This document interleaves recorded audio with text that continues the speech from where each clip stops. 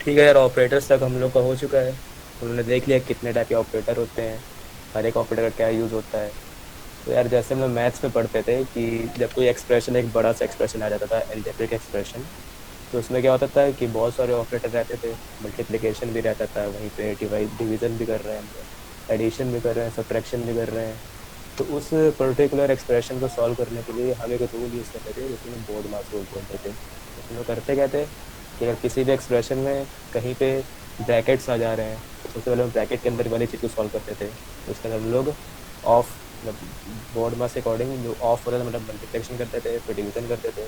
तो उसी तरीके से यार हम लोग की सी लैंग्वेज में भी होता है कि अगर कोई एक्सप्रेशन में बहुत सारे ऑपरेटर आ जा रहे हैं, तो उस ऑपरेटर को अब कैसे हम लोग सॉल्व करें, उस पूरे एक्सप्रेशन कैसे सॉल्व करेंगे। तो उसके लिए हम लोगों ने क्या बना दिया है, एक प्रेसिडेंस टेबल बना दी है, जो भी स्क्रीन पे दिख रही होगी। ये पूरी टेबल है, इसको हम लोग बोलते हैं ऑपरेटर प्रेसिडेंस टेबल। ठीक है, अब जो ऑपरेटर सबसे ऊपर आ रहा है उसको हम लोग किसी भी एक्सप्रेशन में सबसे पहले सॉल्व करते हैं। ठीक, फिर उसके बाद जो आ रहा है फिर उसका नंबर आएगा, फिर उसके बाद इस प्रकार से क्या है कि हम लोग पूरे डिक्रीजिंग ऑर्डर में ऑपरेटर्स की एक लिस्ट बना दी है। इसको हम लोग देखते हैं कि कौन सा ऑपरेटर सबसे पहले एक्सप्रेशन में सॉल्व होने वाला है। तो जैसे हम लोग को दिख रहा है कि जो सबसे पहला ऑपरेटर है वो ब्रैकेट्स हम लोग को दिख रहे हैं, कि जो एक नॉर्मली ब्रैकेट बनाया है, फिर स्क्वायर ब्रैकेट बनाया है। तो किसी भी एक्सप्रेशन में ये ऑपरेटर पहले आ जा रहे हैं, मतलब ब्रैकेट आ जा रहा है, तो सबसे पहले हम लोग उसी चीज़ को सॉल्व करते हैं। उसके बाद क्या है कि इंक्रीमेंट ऑपरेटर है, फिर डिक्रीमेंट ऑपरेटर दिया गया है। तो सेकंड नंबर पे आता है तो हम लोग का सिंपली एडिशन हो गया, सब्ट्रैक्शन हो गया। ये नॉट ऑपरेटर होता है जो ये एक्सक्लेमेटरी साइन सर ये बनाए। एसोसिएटिविटी क्या है? हाँ अभी बता रहा हूँ वो, जो ये बना एक्सप्रेशन इसको बोलते हैं नॉट ऑपरेटर। तो ये करता क्या है कि अगर हम लोग का आंसर जो है वो ट्रू है तो उसको फॉल्स बना देता है, मतलब रिवर्स हो देता है हम लोग के आउटपुट को, ये ऑपरेटर। ठीक, फिर यहाँ पे हम लोग का टाइप ऑफ ऑपरेटर है, साइज ऑफ ऑपरेटर है, फिर मल्टीप्लिकेशन, डिवीजन, एडिशन। तो ये पूरी जो टेबल है इसको हम लोग प्रेसिडेंस टेबल बोलते हैं, जिससे हम लोग को पता चलता है कि किसी भी एक्सप्रेशन में कौन से ऑपरेटर को हम लोग सबसे पहले परफॉर्म करने वाले हैं। अब आता है एसोसिएटिविटी क्या होता है। ये देखो, तो यार इसका मतलब ये होता है कि अगर कोई ऑपरेटर हम लोग किसी एक्सप्रेशन में यूज़ कर रहे हैं, तो उसको राइट से यूज़ करने वाले हैं कि लेफ्ट से यूज़ करने वाले हैं। अब इसका मतलब क्या है कि मान लो एक एक्सप्रेशन दिया है जिसमें लिखा है ए प्लस बी माइनस सी। तो अब यहाँ पे जो प्लस और माइनस है, ये देखो जो ये लिखा है प्लस और माइनस, इसकी क्या है, प्रेसिडेंस तो सेम है, मतलब इनके रैंकिंग सेम है प्रेसिडेंस टेबल में। तो अब हम लोग किसको पहले सॉल्व करेंगे, प्लस को कि माइनस को। यार वो हम लोग देखते हैं एसोसिएटिविटी की वजह से। ठीक, तो अब जैसे लिखा था ए प्लस बी माइनस सी, तो अब प्रेसिडेंस के अकॉर्डिंग दोनों सेम है, लेकिन एसोसिएटिविटी क्या बोलती है, इनको हम लोग को लेफ्ट टू राइट यूज़ करना है। तो मतलब जो सबसे लेफ्ट में आने वाला है ऑपरेटर वो पहले यूज़ करेंगे। तो हम लोग ए प्लस भी पहले करेंगे, फिर माइनस सी करने वाले हैं। ठीक, तो यार प्रेसिडेंस फिर से देख लेते हैं क्या होता है। प्रेसिडेंस वो टेबल है जो हम लोग को बताती है कि किसी भी एक्सप्रेशन में ऑपरेटर को सॉल्व करने की कौन सी ऑर्डर होने वाला है। और एसोसिएटिविटी क्या बताती है कि हम लोग उस ऑर्डर को लेफ्ट से करने वाले हैं परफॉर्म कि राइट से करने वाले हैं। तो इसको यार एक एग्जांपल से देख लेते हैं प्रोग्राम के थ्रू। तो फाइल में खोल लेता हूँ एक।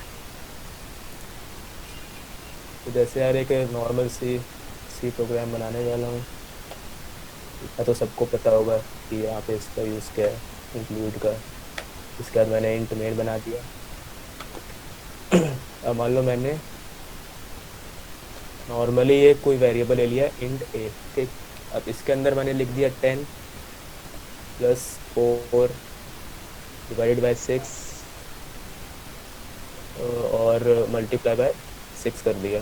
ठीक, इतना कर दिया। इसके बाद मैं इसको प्रिंट करा दे रहा हूँ, प्रिंट एफ लगा के,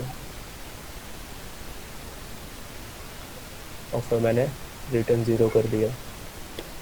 ठीक है, अब तो जो एक्सप्रेशन दिया गया है, अब ये इसका आउटपुट क्या आने वाला है।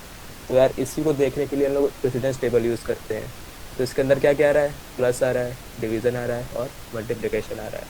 तो यार प्रेसिडेंस टेबल के अकॉर्डिंग जो हम लोग का डिवीज़न और मल्टीप्लिकेशन होता है, इनका प्रेफरेंस ज़्यादा रहता है एडिशन और सब्ट्रैक्शन के मुकाबले। ठीक, लेकिन अब हम लोग को ये देखना है कि जो डिवीज़न और मल्टीप्लिकेशन है, टेबल में देख लो एक बार,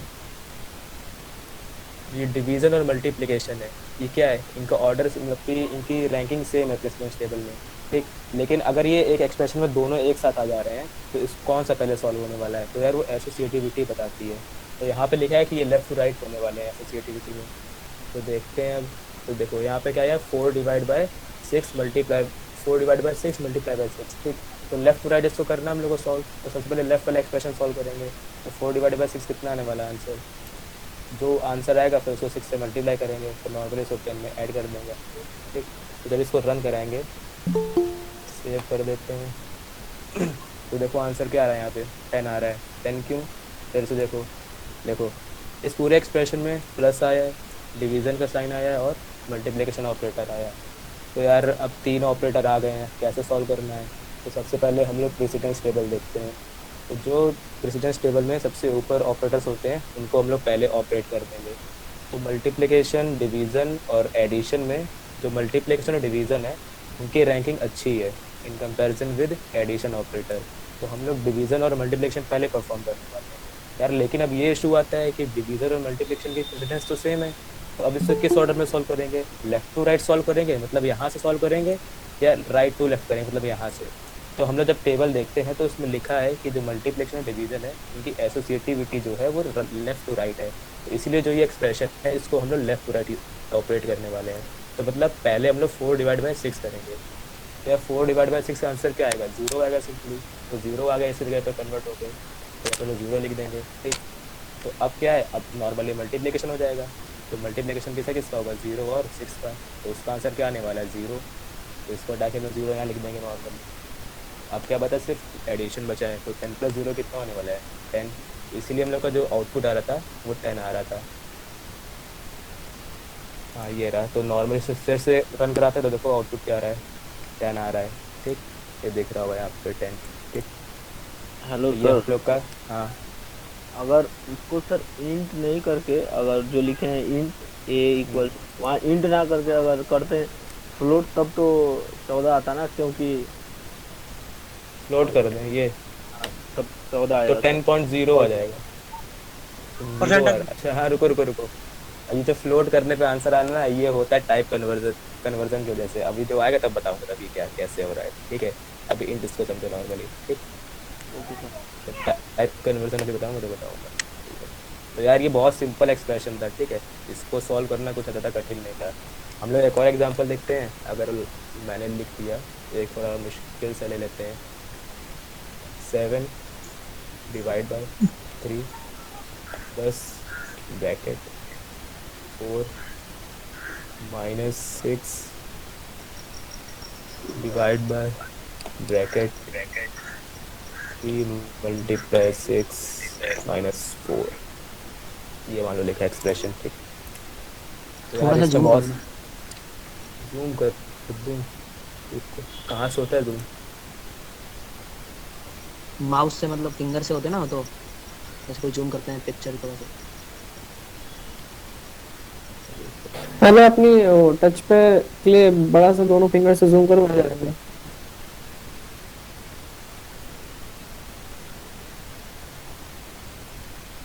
हाँ ठीक है, ठीक। नहीं बस बड़ा बस। हो जाएगा तो ठीक है। हाँ देखो क्या आ रहा है, 7/3 प्लस फिर ब्रैकेट लगा है फिर माइनस, मतलब बहुत सारे ऑपरेटर इसमें लगे हुए हैं। तो फिर से वही है कि हम लोग प्रेसिडेंस टेबल का यूज़ करने वाले हैं। तो प्रेसिडेंस टेबल में क्या है कि जो देख लेते हैं एक और बार। पहले नंबर पे कौन सा आ रहा है, ब्रैकेट ही आ रहे हैं। ठीक है। तो याद रखना किसी भी एक्सप्रेशन में अगर ब्रैकेट आ रहे हैं तो सबसे पहले हम लोग उसी को ऑपरेट करेंगे, मतलब उसी को कंप्लीट करने वाले हैं। तो यहाँ पे भी क्या है, हम लोग सबसे पहले ब्रैकेट को सॉल्व करेंगे। ठीक। तो ये देखो इसके अंदर आ गया सबसे पहले हम लोग इस ब्रैकेट के अंदर। ठीक। तो अब इस ब्रैकेट के अंदर भी क्या है, बहुत सारे ऑपरेटर है, माइनस है, डिवाइड है, मल्टीप्लिकेशन है, और एक और ब्रैकेट लगा हुआ है। तो फिर से हम लोग कहाँ जाएंगे, ब्रैकेट के अंदर जाएंगे, मतलब अब हम लोग इसके अंदर आ गए। ठीक। अब इसके अंदर कौन कौन से ऑपरेटर्स है, मल्टीप्लिकेशन है और माइनस है। तो मल्टीप्लिकेशन और माइनस से हम लोग को पता है जो मल्टीप्लिकेशन है इसका प्रेसिडेंस हायर होता है। तो सबसे पहले इतना पार्ट हम लोग का सॉल्व होगा। तो इसका आंसर कितना आएगा, 6 × 3 18 हो जाएगा। तो जो एक्सप्रेशन है कि हम लोग का कुछ ऐसा बन जाएगा, ये हो जाएगा 7/, तो नॉर्मली समझो जो इस 6 × 3 लिखा है यहाँ पे बचेगा सिर्फ 18 -4 बचेगा यहाँ पे इसकी जगह पे। ठीक है। 18 - 4 अभी यहाँ पे बचा है। हम्म? ठीक है चलो। तो 18 - 4 यहाँ पे कितना बचेगा, 14 बचेगा। तो एक्सप्रेशन अब ऐसा बन जाएगा। अब देखो यहाँ पे वो हो जाएगा 7/3 प्लस 4 - 6/14, ऐसा बन गया एक्सप्रेशन इसका। ठीक है, तो अब इस एक्सप्रेशन में देखना, ये जो ब्रैकेट है अब इसको सॉल्व हम लोग करना है, ये वाला ब्रैकेट। ठीक, इस ब्रैकेट के अंदर क्या है, माइनस आ रहा है और डिवीज़न आ रहा है। तो फिर से हम लोग को पता है कि डिवीज़न की प्रेसिडेंस ज़्यादा होती है माइनस के कंपेरिजन में। तो ये अलग हम लोग का है इतना एक्सप्रेशन, 6/14 इतना सॉल्व होगा सबसे पहले। तो 6/14 कितना होगा, 0 हो जाएगा। इसको ताकि हम लोग यहाँ पे लिख देंगे नॉर्मली 0। अब यहाँ बचा 4 - 0, तो ये तो यार हम लोग का सिंपल सा 4 बचेगा यहाँ पे। तो हम लोग का एक्सप्रेशन इतना बचा, 7/3। सर 6/14 कैसे 0 हो जा रहा है? अच्छा, अगर 14/6 लिखा हो तो आंसर 2 पॉइंट कुछ आएगा। ठीक है, लेकिन अगर 6/14 है तो यार जो हम लोग का डिवीज़र है वो छोटा हो जा रहा है डिविडेंड से, तो क्या आंसर 0 ही तो आएगा, क्योंकि डिवाइड ही नहीं हो पाएगा ना। 0 पॉइंट में कुछ आने वाला है ना, हम लोग को पता है 0 पॉइंट समथिंग आने वाला है। लेकिन यहाँ पे हम लोग जो डेटा टाइप यूज़ कर रहे हैं, ये कौन सा है, इंटीजर है। तो इसलिए जितने भी ऑपरेशन है वो सारे इंटीजर में होने वाले हैं। तो जो डेसिमल पार्ट है उसको कंपाइलर हम लोग का इग्नोर कर देता है, सिर्फ इंटीजर पार्ट लेता है। तो जैसे 4/6 लिखा है अगर मान लो नॉर्मल, तो आंसर हम लोग का 0.6 कुछ आने वाला है, लेकिन यहाँ पे इंटीजर यूज़ किया गया है, तो इसीलिए हम लोग का जो कंपाइलर है वो 0.6 जो पॉइंट था उसको हटा के सिर्फ 0 बच जाता है आंसर में।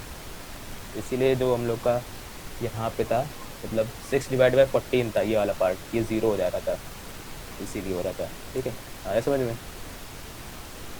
अरे देखो, ठीक है जी ठीक है। सर। तो अब इतना एक्सप्रेशन हम लोग का बचा, 7/3 + 4।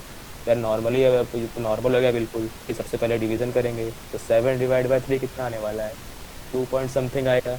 2 लेकिन यहाँ पे इंटीजर है तो फिर यहाँ पे 2 हो जाएगा, 6 तो ये हो गया 6 2 और वो हो गया +4, तो आंसर कितना आएगा, 6 आना चाहिए यार। देखो आंसर कितना आ रहा है, यहाँ पे 6 दिख रहा होगा ये।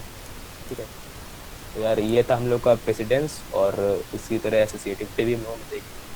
तो यार अब इसके जितने एग्जांपल तुम लोग देखना, तो एग्जांपल देखना क्या है, कोई जो एक्सप्रेशन अपने आप लिख लेना है ऐसे ही, जैसे बहुत सारे ऑपरेटर्स लगे हैं, और इसको सॉल्व करना, अपने आप प्रिपेयर करना, और फिर एक बार उसको प्रोग्राम के थ्रू रन करा के देखना कि जो तुमने आंसर निकाला है और जो मतलब एक्चुअल आंसर है वो सेम आ रहा है कि नहीं आ रहा है। ठीक, तो अब प्रेसिडेंस और ऑपरेटर में तो किसी को प्रॉब्लम होने नहीं वाली, अगर है अभी भी तो पूछ लो, वरना फिर आगे बढ़ते हैं टाइप कन्वर्जन पर।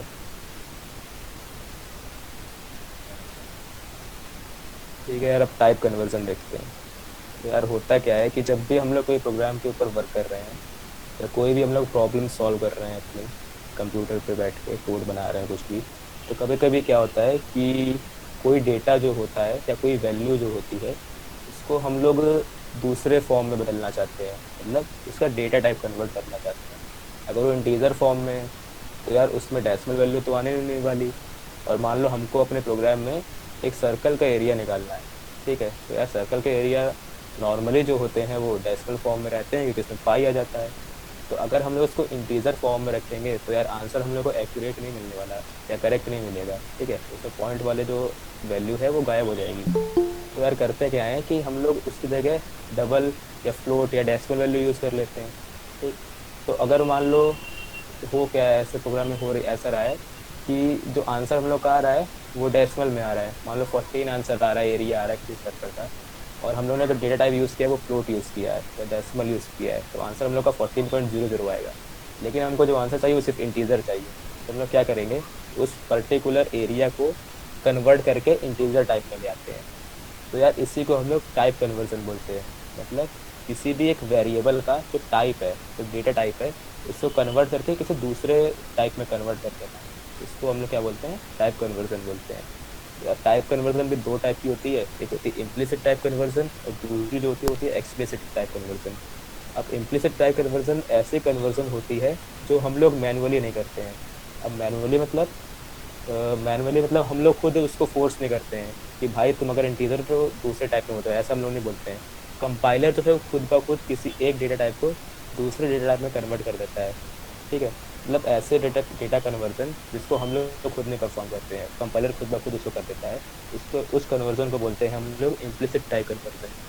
अब देखो हम लोग खुद तो कर नहीं रहे हैं, वो खुद ब खुद हो जा रहा है, कंपाइलर कर दे रहा है। तो इसीलिए जो इम्प्लिसिट टाइप कन्वर्जन होता है इसको हम लोग ऑटोमेटिक टाइप कन्वर्जन भी बोल देते हैं। यहाँ पे देखो लिखा भी हुआ है, also known as automatic type conversion. यहाँ पे क्या लिखा है, done by the compiler on its own, मतलब कंपाइलर खुद करता है, without any external trigger from the user.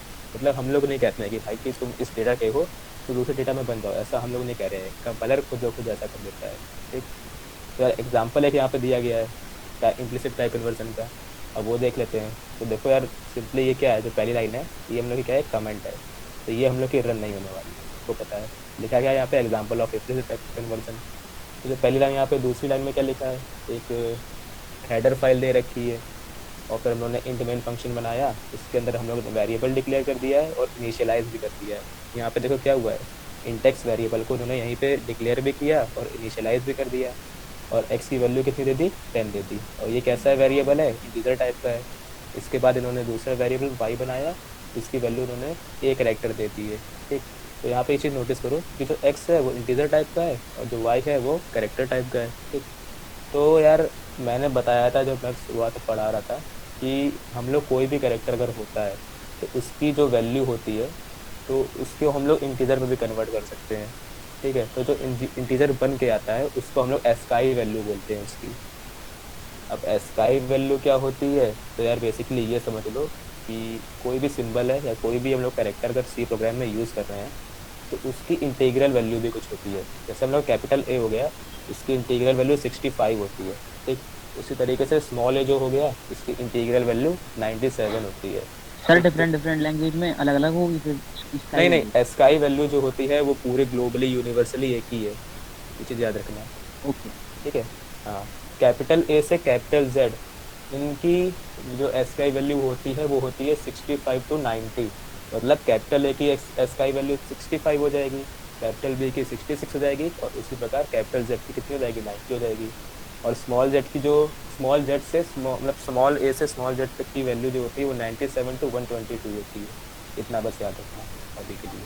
ठीक, तो यार अब जो कैरेक्टर वाई है इसकी वैल्यू क्या है, यहाँ पे देखो सिंगल क्योट्स के अंदर लिखा है, इसीलिए एक कैरेक्टर है हम लोग का। ठीक, स्मॉल ए है तो इसकी इंटीग्रल वैल्यू कितनी होने वाली है, 97 होगी। ठीक, तो देखो अब बेसिकली जो x है वो इंटीजर है, y और y क्या है, कैरेक्टर है। तो यार x और y तो सिंपली ऐड तो नहीं हो सकते हैं, मतलब अगर हम लोग x प्लस वाई यहाँ पे लिख रहे हैं तो यार वो सिंपली ऐड थोड़े ना हो जाएंगे। यार 10 और a को कोई ऐड कर सकता है, नहीं कर सकता है। तो यहाँ पे होगा क्या कि जो 10 और a है उसको ऐड करने के लिए कंपाइलर क्या करेगा, a को उसकी इंटीग्रल वैल्यू में कन्वर्ट कर देगा, और a की इंटीग्रल वैल्यू कितनी होती है, 97 होती है। तो यहाँ पे क्या लिखा है, x is equal to x plus y, तो ये हो जाएगा क्या, x is equal to x कितना है, 10 है, प्लस और y कितना है, तो a है कैरेक्टर में है, लेकिन कैरेक्टर से कन्वर्ट करके कंपाइलर उसको बना देता है इंटीजर में, और a की इंटीजर वैल्यू कितनी होती है, 97 होती है। तो ये हो जाएगा 10 प्लस 97। ठीक, तो आंसर इसका कितना आना चाहिए, 107 आना चाहिए। तो इतने पार्ट को हम लोग एक बार रन करा के देख लेते हैं, देखते हैं क्या आंसर आने वाला है। सर ए की जो 97 वैल्यू है प्री डिफाइंड है। हाँ वो प्री डिफाइंड है, बताया तो मैंने कि ग्लोबली ऐसा होता है। देख लो सर यहाँ पे ए टू जेड जो होती है वैल्यू वो हमेशा हम लोग की 97 to 122 होने वाली है।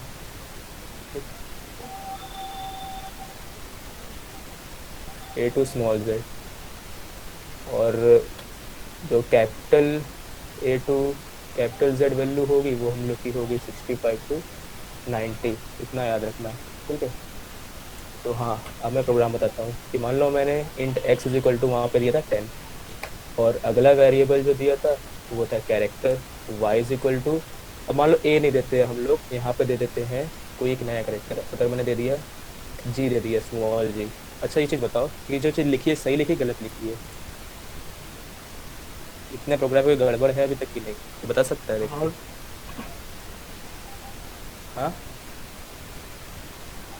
सर जी के ऊपर कॉमा आएगा, आगे और हाँ, पीछे। ये इसको बोलते हैं सिंगल इन्वर्टेड कॉमा। ठीक है, इसी के अंदर हम लोग कैरेक्टर लिखते हैं। ये अरे जी अब ये सही है। ठीक है, तो ऐसा लिखते क्यों है? देखो अगर ऐसा नहीं लिखेंगे तो यार ये इसको सिंपली टोकन के तरीके ले लेगा। ऐसा भी करके दिखा दे रहा हूँ, अगर ऐसा लिखा है ना, देखो। अरे अच्छा, ये जी को सिंपली एक वेरिएबल की तरह लेने लग जाता है।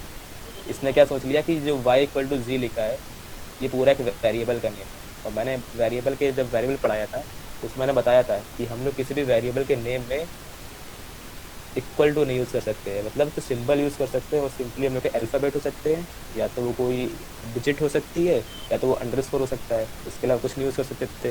लेकिन यहाँ पे इक्वल आ गया है तो यार इसको लगता है कि वेरिएबल का नेम ही गलत लिखा है, तो इसलिए क्या करता है यहाँ पे एरर दे देता है। तो इसीलिए हम लोग कैरेक्टर्स को हमेशा सिंगल इन्वर्टेड कॉमास के अंदर लिखते हैं। अगर स्ट्रिंग होगी तो डबल के अंदर लिखने वाले हैं, ठीक है। लेकिन ये क्या है, कैरेक्टर है, तो यहाँ पे सिंपली सिंगल इन्वर्टेड कॉमा के अंदर मैंने जी लिख दिया, इतना मेरा बन गया, ठीक। तो अगर मैं, अच्छा एक और चीज़ देख लो, अगर मैं यहाँ पे प्रिंट करा दूँ, नेक्स्ट लाइन पे जाके प्रिंट करा दूँ सिंपली एक्स को, तो यार ये तो मेरा यहाँ पे सिंपली प्रिंट हो जाएगा। नई लाइन अगर देनी हो तो स्लैश एन लगा दो यहाँ पे, ठीक। और अगर मुझे इस कैरेक्टर y को प्रिंट कराना है, ठीक है, तो यहाँ पे मैं क्या लगाऊंगा, c यूज़ करूँगा। %c यूज़ करते हैं कैरेक्टर के लिए, जैसे ये कर दूंगा, y मैंने कर दिया तो रन कराया, तो देखो 10 और g प्रिंट हो गया है अलग अलग लाइन में।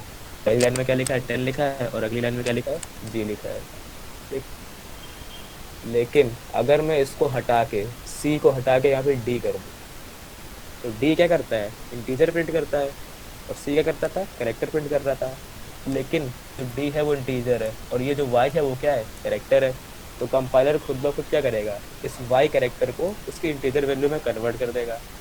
तो y, अब जी की इंटीजर वैल्यू कितनी होती है, यहीं से देख लेते हैं। इसको रन कराएंगे अगर, तो देखो 103 आ रहा है, यहाँ पे कैरेक्टर नहीं आ रहा है, जी नहीं प्रिंट हो रहा है, 103 प्रिंट हो रहा है। इसलिए क्योंकि जो हम लोगों ने यहाँ पे डी यूज़ कर लिया है, मतलब हमने कंपाइलर को बता दिया है कि भाई जो वाई है कैरेक्टर है, लेकिन तुम इसे इंटीजर के फॉर्म में कन्वर्ट कर दो, ठीक है। तो यहाँ पे %f लगाएं तो %f लगाएं तो देख लो तो क्या आ रहा है, 0.000 आ रहा है, क्योंकि भाई किसी भी कैरेक्टर की डेसिमल वैल्यू नहीं होती है कभी भी। एस्काई वैल्यूज जो होती है वो इंटीजर वैल्यू होती है, इसीलिए उसको सर जी हाँ? के साथ और भी ले लें, जैसे जी बी लिख दें। जी बी ऐसे लिख दें ये, हाँ सर, तो दोनों की भाई वैल्यू तो ऐड ये कर नहीं नहीं नहीं नहीं, तो देखो तो ये कैरेक्टर थोड़े ना रहा, अब ये स्ट्रिंग हो गया। कैरेक्टर मैंने बताया था कि कैरेक्टर इस, देख लो यार, कैरेक्टर जो होता है वो सिंगल होता है, सिंगल कैरेक्टर, ठीक है। मतलब एक ही हो सकता है भाई सिंगल इन्वर्टेड कॉमा के अंदर, अगर एक से ज़्यादा है तो स्ट्रिंग बन जाती है, ठीक है। इतना डिफरेंस होता है, अगर सिंगल लिखा है तो ही वो कैरेक्टर है। इसी तरीके से अगर मैं ले लूँ तब तो सर अगर जी भी लिखा रहेगा तब तो सर जी प्रिंट करेगा ना, सिर्फ जैसे पहले हुआ था। मतलब जी भी अगर लिखा भी रहे तो प्रिंट वो सिर्फ जी ही करेगा, क्योंकि जी को हाँ हाँ हाँ हाँ हाँ, वो प्रिंट उतना ही करेगा। देखो ये यार है, बाद वाला प्रिंट करता है यार। अब ये टोकन्स के ऊपर डिपेंड करता है कि जी प्रिंट होगा कि बी प्रिंट होगा, ये भी बाद में बताया जाएगा। ये थोड़ा एडवांस टॉपिक है कि कौन सा प्रिंट होने वाला है, ये बताऊंगा बाद में।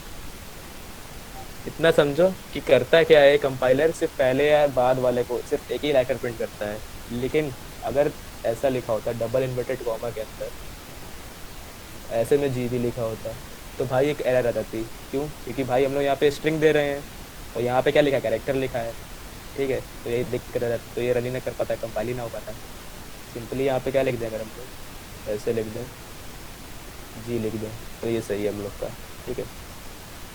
तो इतना तो ये हो गया। अब वो ऐड वाला बता रहा था मैं कि अगर मैं यहाँ लिख दूँ कि int b is equal to x plus y कर दिया मैंने, और यहाँ पे प्रिंट कर दिया बी को, तो यार आउटपुट देखो क्या आने वाला है, 113 आ रहा है। क्यों? क्योंकि जी की वैल्यू क्या होती है, 103 हो जाती है, और 10 दे रखा है, तो 103 प्लस 10 कितना हो जाएगा, 113 हो जाएगा। तो ये हम लोग का था इम्प्लिसिट टाइप कन्वर्जन, ठीक है। मतलब यहाँ पे कहीं पे भी हम लोग कह नहीं रहे हैं प्रोग्राम से कि भाई तुम वाई जो है उसको इंटीजर बना दो, कंपाइलर खुद ब खुद उसको इंटीजर बना देगा, ठीक है। तो जो खुद ब खुद कन्वर्जन होते हैं उसको हम लोग इम्प्लिसिट या ऑटोमेटिक टाइप कन्वर्जन बोल देते हैं। तो ये समझ में आ गया होगा। सर आपने बिना रिटर्न जीरो के रन करा दिया प्रोग्राम, ये मतलब रिटर्न जीरो कंपलसरी नहीं है? बिना रिटर्न जीरो का भी हो देखो जाता है। बिना रिटर्न जीरो के हो जाता है। रिटर्न जीरो एक जंप स्टेटमेंट है। जंप स्टेटमेंट क्या होता है जब वो बताओ, अरे इतना समझो कि रिटर्न जीरो को हम लोग इसलिए यूज करते हैं ताकि जो बंदा यूज कर रहा है प्रोग्राम या कंपाइलर है उसको ये पता चल जाए कि जो प्रोग्राम पूरा ऊपर लिखा है वो पूरा सही से एग्जीक्यूट हो गया है, मतलब ऊपर कोई भी एरर नहीं आई है, वो पूरा प्रोग्राम एग्जीक्यूट हो गया है और हमको अब प्रोग्राम को खत्म करना है, एंड कर देना है। ये यूज होता है रिटर्न जीरो का। अभी जब एरर जंप इसलिए क्योंकि ये देव है ना, काफी लेटेस्ट है। जैसे टर्बो में अगर करोगे तो वहाँ एरर आएगा, लेकिन देव में नहीं हाँ, आता है क्योंकि ये थोड़ा सा एडवांस्ड है। मतलब जो अब देव देव हो सीक्वेंस, गया, वीएस कोड हो गया, वहाँ ये सब नहीं आने वाले प्रॉब्लम। छोटी मोटी चीजें थोड़ी कम दिखाते हैं। मतलब जैसे इंट में लिखा है, वॉइड में लिखा हुआ है, तो ये तो ये था। अब इसके बाद की कॉमा ना लाइन देख हो लेते तो हैं। बता देता, कॉमा बड़ी चीज है रिटर्न जीरो से। क्या है? भाई कॉम एक पूरी लैंग्वेज हो गई ना। देखो ये स्टार्टिंग अरे और एंड की बात है। तुम ये बताओ, अभी तुम रह रहे हो 21st सेंचुरी में रह रहे हो यार, 2020 आ गया है। तुम क्या अभी भी वही कीपैड वाला फोन यूज करोगे या टच वाला यूज करने वाले हो? टच वाला यूज जैसे करने वाले हैं। हाँ, तो ऐसे ही एडवांसमेंट हो रहा है टेक्नोलॉजी में यार। तो पहले टर्बो से यूज करते थे लोग, तो उस समय इतनी टेक्नोलॉजी अच्छी थी नहीं। तो यार अब हम लोग का देव सी आ गया है, बीएस आ गया है, विजुअल स्टूडियो आ गया है, तो उसमें क्या है, कोडिंग करना बहुत ईजी हो गया है। तो उसी में रिटर्न रिटर्न जीरो को ज़्यादा देखता नहीं है ना, बस समझ लो अभी। कुछ कुछ सॉफ्टवेयर तो ऐसे हैं जिसमें इंक्लूड स्टूडियो लगाना भी जरूरत नहीं पड़ती, डायरेक्ट मेन से अरे स्टार्ट करो पहले से और ही वो अपनी फाइल कर दे देते हैं उसमें इंक्लूड करके। इंक्लूड लगाने की जरूरत नहीं है। मेन से स्टार्ट करो और बस काम करो। तो यार इसमें कुछ की कोई प्रॉब्लम है इम्प्लिसिट कन्वर्जन में? इतना भी बताया मैंने कि खुद ही कन्वर्ट हो जाता है। एक और लाइन यहाँ पे देखो लिखी है, float z is equal to x plus 1.0। तो देखो एक्स एक्स की वैल्यू कितनी है, 10 है, और 1.0 कर दिया है, तो आंसर कितना आने वाला है? सिंपली अगर देखें तो 1 देख ही लेते हैं प्रोग्राम के थ्रू इसको। यार मान लो मैंने लिख दिया यहाँ पे, एक और वेरिएबल ले लिया। अब मैंने इंट नहीं लिया, मैंने फ्लोट ले लिया। फ्लोट मतलब डेसिमल नंबर स्टोर कराने वाला हूँ, तो फ्लोट सी कर दिया। और यहाँ पे लिख दिया मैंने एक्स प्लस, नॉर्मली अगर मैंने सिर्फ 1 लिखा है, और प्रिंट करा दिया मैंने सी को।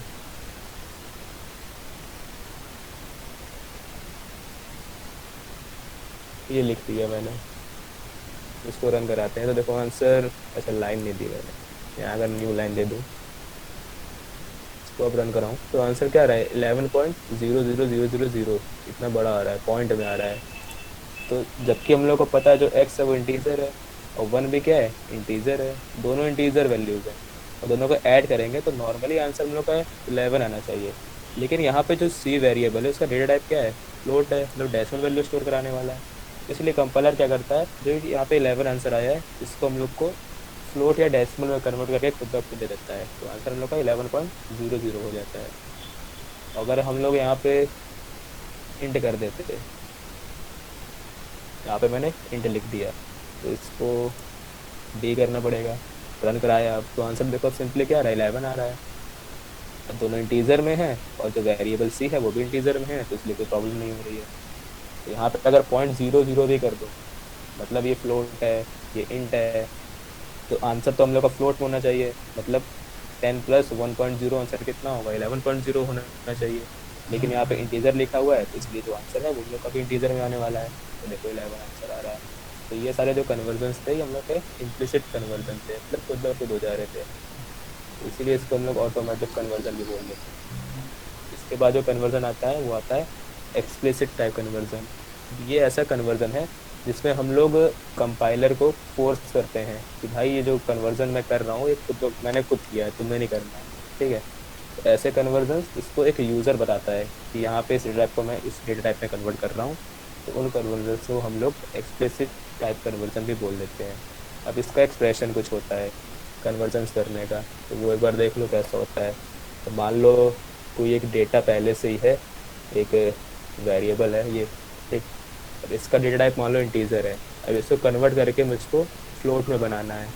तो सिंपली अगर मैं ऐसे लिख दूँ, यहाँ पे देखो इसे लिख देते हैं डिज़ायर्ड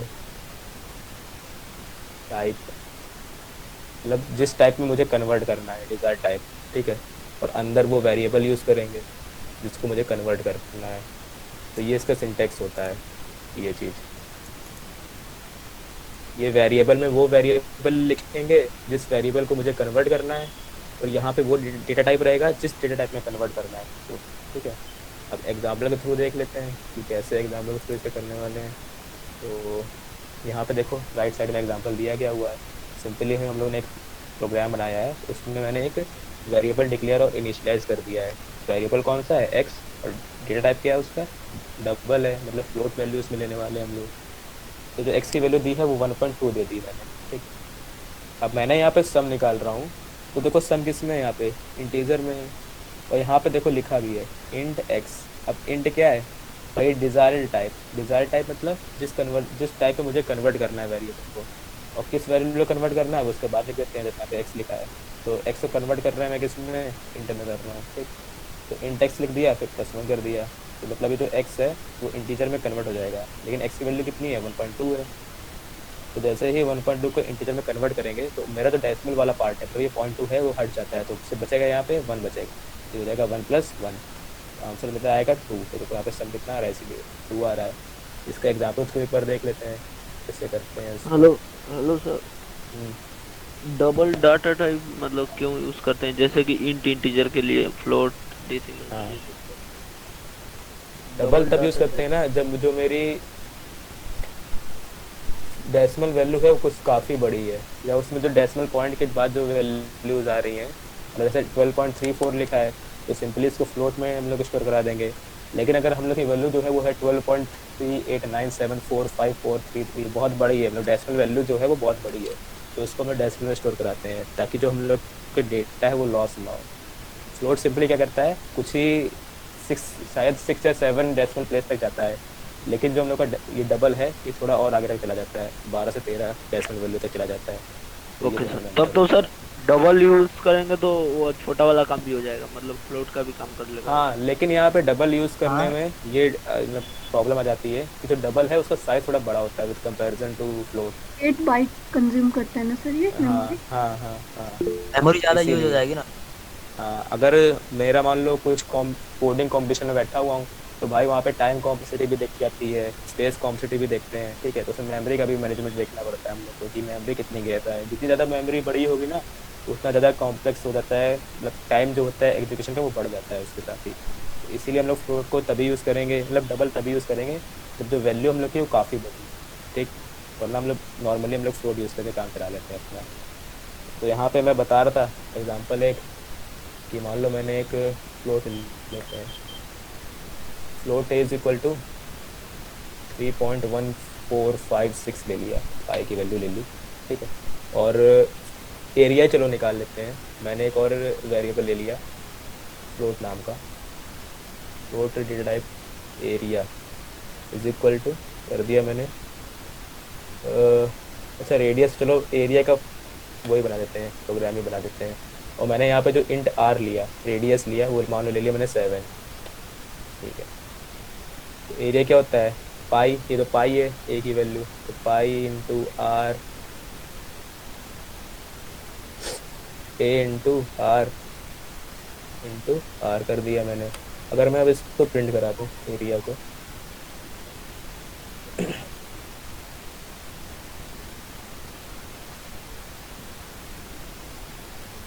ठीक, ना कर दिया, उसको रन करा दिया।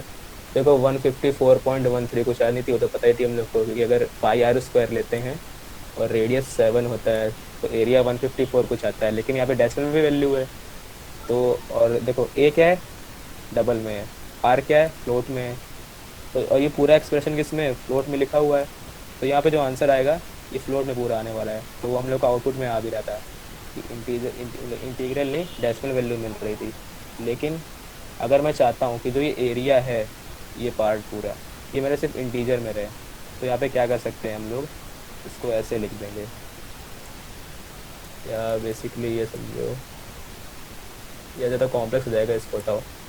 इतना अगर मैं यहाँ लिख दूँ कि int z is equal to, अगर मैं इसको ही सिर्फ कन्वर्ट करना चाहता हूँ इंटीजर में, इतना देखो तो मैं यहाँ लिख दूँगा इंट, क्योंकि इंट में बदलना चाह रहा हूँ मैं इसको, और उसके बाद जो वेरिएबल है किससे बदलना है, ए को, तो यहाँ पे ए लिख दिया। ठीक, तो अब यहाँ पे क्या हुआ है, इस एक्सप्रेशन में क्या हुआ है कि मैंने ए को इंड में कन्वर्ट कर दिया है। ठीक है, तो ए कितना था, 3.1456 था। तो जब इसको इंटीजर में कन्वर्ट करेंगे तो डेसिमल वैल्यू जो है वो पूरी हट जाती है, मतलब 0.1456 हट जाएगा, तो बचेगा क्या, सिर्फ 3 बचेगा। तो सिर्फ 3 प्रिंट होने वाला है।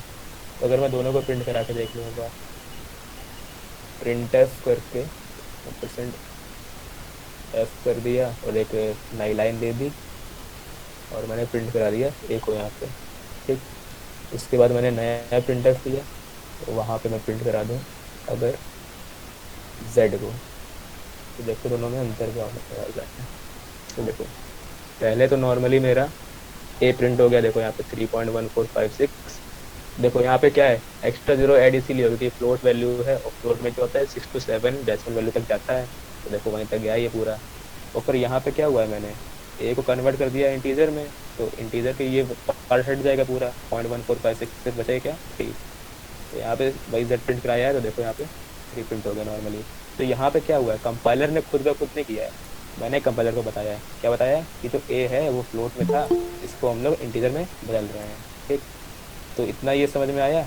अगर मान लो ऐसा होता, int a is equal to 7 होता, ठीक है, और अगर मैं इसको प्रिंट करा देता, नॉर्मल प्रिंट करा के मैं यहाँ पे %d यूज़ कर लेता और ए को प्रिंट कराता, तो नॉर्मली ए मेरा प्रिंट हो जाता।